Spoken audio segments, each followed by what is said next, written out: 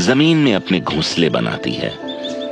पर उनका हर वक्त चौकन्ना रहना बहुत जरूरी है, क्योंकि इस जंगल में ऐसा सांप रहता है जो सिर्फ और सिर्फ अंडे खाना पसंद करता है। ये फीमेल रोम्बी एग ईटर बसंत ऋतु की भरपूर दावत का लुत्फ उठाने बाहर निकली है। सूखे के दिनों में इसने काफी दिन भूखे रहकर गुजारे हैं और आज इसे बहुत भूख लगी है। घास के मैदानों में घूमते हुए इसके हाथ एक खजाना लगा है, एक खाली स्पॉटेड थिक नी का घोंसला। थिक नी पेरेंट्स खाने की तलाश में बाहर जाते हैं और अपने घोंसलों को ज्यादा देर तक खाली नहीं छोड़ते। इससे पहले कि इसके माँ बाप यहां आ जाएं, इसे खाना शुरू करना होगा। और अंडों को पकड़ते ही इसकी स्किन फैलकर उन्हें अंदर समा लेती है। इसके गले में मौजूद दांत अंडे के शेल को नीचे धकेलने में इसकी मदद करते हैं। निगलने के बाद ये अपने ईसोफेगस में अंडों को रखती है, जहां पर छोटे नुकीले कांटे उसमें छेद करते हैं। और फिर अंडों को तोड़ने के बाद अंदर का सारा पदार्थ धीरे धीरे इनके पेट में चला जाता है। पदार्थ चूस लेने के बाद ये छिलकों को बाहर फेंक देती है। इतनी कम पोषण वाली चीज को हजम करने में ये अपने हफ्ते बर्बाद नहीं करना चाहेगी। और वैसे भी इस भरे पूरे जंगल में इसे अपने पेट को खाली रखना जरूरी है, ताकि ये अंडों की दावत का भरपूर फायदा उठा पाए।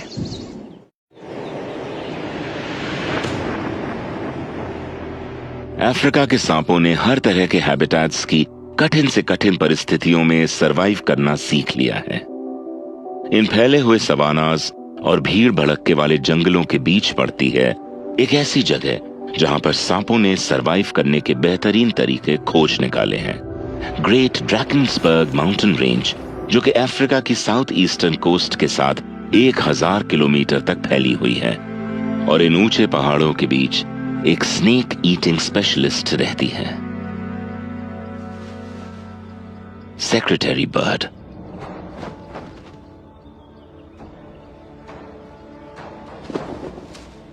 इसके साइंटिफिक नाम का मतलब है सांपों के शिकारी। और इस शिकारी चिड़िया से डरने की एक वजह यह भी है कि यह अपना ज्यादातर जीवन जमीन पर बिताती है। यह अपने पैरों से जमीन में शिकार ढूंढती है और फिर उसे कुचलकर मार देती है। सांप ना मिलने पर यह लिजर्ड या ग्रास हॉपर से काम चला लेती है। और एक बार सेक्रेटरी बर्ड को उसका शिकार दिख जाए तो ये उसे एक दर्दनाक मौत देती है। ये शिकार को खाने से पहले अपने लंबे पैरों का इस्तेमाल करके उसको कुचलकर मार देती है। इसकी किक सभी जंगली जीवों में सबसे खतरनाक होती है। ये अपने शरीर के लगभग 6 गुना ताकत से लात मारती है और 1.5 मीटर तक लंबी हो जाने वाली ये सेक्रेटरी बर्ड बड़े जीवों जैसे चीता और गजेल के बच्चों का भी शिकार कर सकती है। तो अगर कोई सांप जितना छोटा जानवर इस सेक्रेटरी बर्ड के हमले से बच सकता है, तो इसका मतलब उसका दिमाग सच में बहुत तेज है।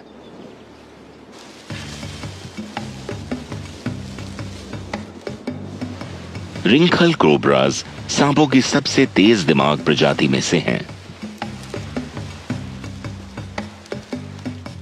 खुद को शिकारियों से बचाने के लिए ये अपने पैरालाइजिंग और कोशिकाएं नष्ट कर देने वाले जहर का इस्तेमाल करते हैं। पर जब सामने सेक्रेटरी बर्ड जैसा बड़ा शिकारी हो तो हमला करना काफी जोखिम भरा हो सकता है और वार करने में समय भी लगता है, खासकर तब जब आपके सामने बड़ा शिकारी हो।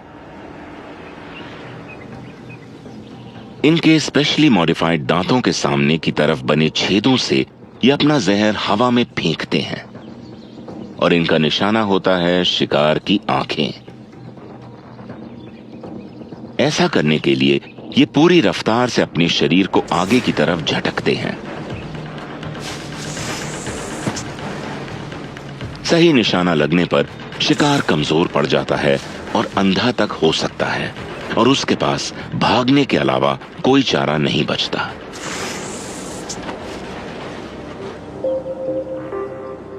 बदकिस्मती से इनका ये पैंतरा हर बार काम नहीं आता,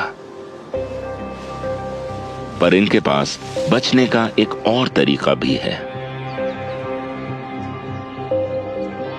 नौटंकी। कोबरा खुद को ढीला छोड़कर पलटकर अपना मुंह ऊपर की तरफ कर लेता है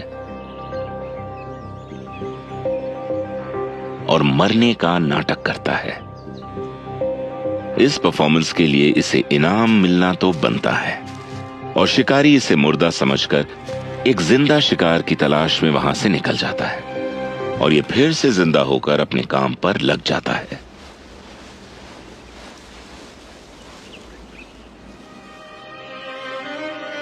जहां रिंकल कोबराज ने जिंदा रहने का एक अनोखा तरीका खोज निकाला है, उनके एक बहुत ही करीबी रिश्तेदार ने जहर को हवा में फेंकने के खेल में महारत हासिल कर ली है।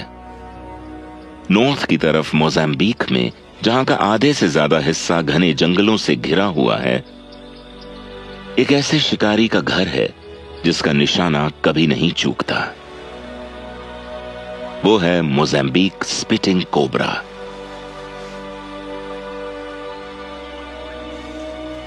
ये शिकार के करीब पहुंचकर उन पर अचूक हमला करने में सक्षम होते हैं और इनके करीब आने वाले जानवर और इंसान दोनों ही खौफ खाते हैं। आज ये फीमेल शिकार की तलाश में है और इसे पास के एक मार्श फ्रॉग की गंध आ चुकी है, जो कि इसका पसंदीदा शिकार है। शिकार करते वक्त इसे सिर्फ शिकार पर ही नहीं बल्कि आसमान के जीवों पर भी नजर रखनी होगी। यहां रहने वाले मोंगूज सांपों का शिकार करने के लिए जाने जाते हैं।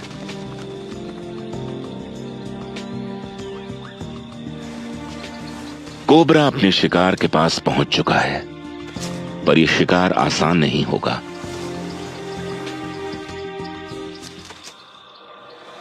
मेढक का पीछा करते करते ये मोंगूज के इलाके में पहुंच गई है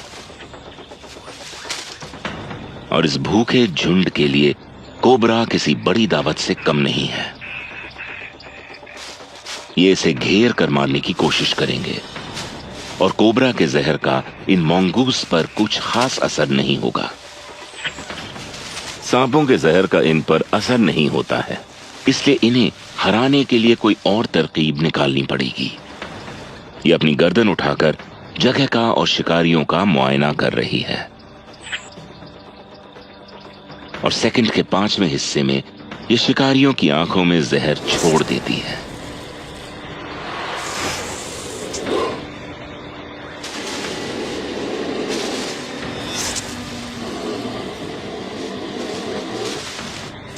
ये अपनी जहरीली ग्रंथियों को पोजीशन करके निशाना साधती है, जिससे इसे अपने शरीर को आगे फेंकने की जरूरत नहीं पड़ती। एक वक्त में 40 बार तक जहर फेंकने वाली ये कोबरा हमले को जारी रखती है और इसका निशाना है इसे परेशान करने वाली शिकारी की आंखें। निशाना लग गया। इसके जहर की बस एक बूंद के मोंगूज की आंखों में जाने से उसे जानलेवा दर्द हो रहा है और आखिरकार मोंगूज उसे अकेला छोड़ देता है और फिर मैदान साफ होते ही वो वापस शिकार पर लग जाती है। खुशकिस्मती से मार्श फ्रॉग ज्यादा दूर तक नहीं पहुंचा है।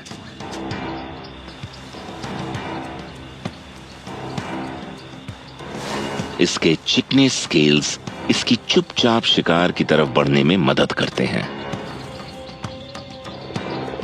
आखिरी सेकंड तक मेढक को उसकी मौजूदगी का एहसास नहीं होता।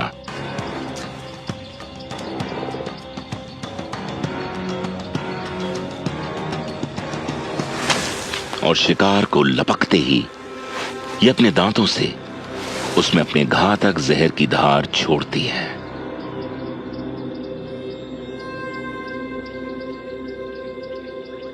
और फिर आराम से जहर को अपना काम करने देती है।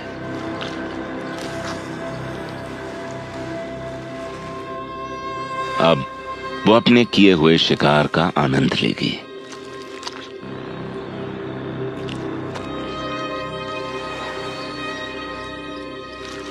रिसर्चर्स के हिसाब से स्पिटिंग कोबराज ने अपने इस हथियार की इजाद खुद को न ही सिर्फ जानवरों से बल्कि हमारे दूर के पूर्वजों आदि मानवों से भी बचाने के लिए की थी।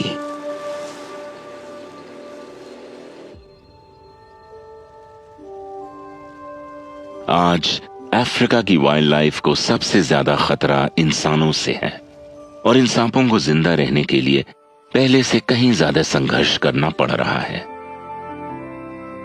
अपने प्राकृतिक निवासों के नष्ट हो जाने से इंसानों और सांपों के बीच की दूरियां दिन पे दिन घटती जा रही हैं और सांपों के लिए जीना और मुश्किल होता जा रहा है। प्राकृतिक विनाश से अफ्रीका के सांपों की 20 से ज्यादा प्रजातियां आज खतरे में हैं और घटती जा रही हैं और करीब 42 सांपों की प्रजातियों को काले बाजार में बेचा और खरीदा जा रहा है।